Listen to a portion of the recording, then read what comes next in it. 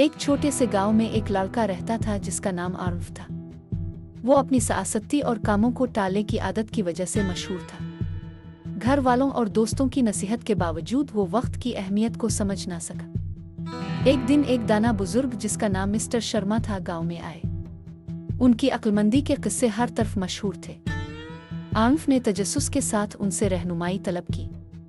Mister Sharma ने इसे एक रेत की घड़ी दी और कहा, रेत का हर जर्रा तुम्हारी जिंदगी का एक कीमती लम्हा है। जब भी तुम वक्त ज़ाय करते हो एक जर्रा हमेशा के लिए खो जाता है। आरिफ ने वक्त की अहमियत को समझा और पूछा, मैं कैसे बदल सकता हूँ?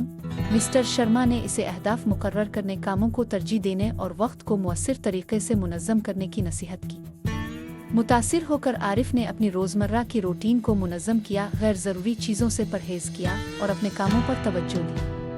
आहिस्ता आहिस्ता आरिफ की ज़िंदगी बदल गई। इसने वो काम मुकम्मल किए जो वो सालों से टाल रहा था, अपनी दिलचस्पियों का पीछा किया और छपी हुई सलाहियतों को दरियाफ्त किया। गांव के लोग उसकी तब्दीली पर हैरान थे। आरिफ ने यह भी सीखा कि वक्त की असल ताकत ताल्लुकात को परवान चढ़ाने में है। इसने अपने अजीज़ों के साथ कीमती लम्हात गुजारे और ये समझा कि वक्त एक महदूद ख़जाना है। कई साल बाद आरिफ को इसके कारनामों और वक्त के दानिशमंदाना इस्तेमाल पर गांव की तरफ से इज्जत दी गई।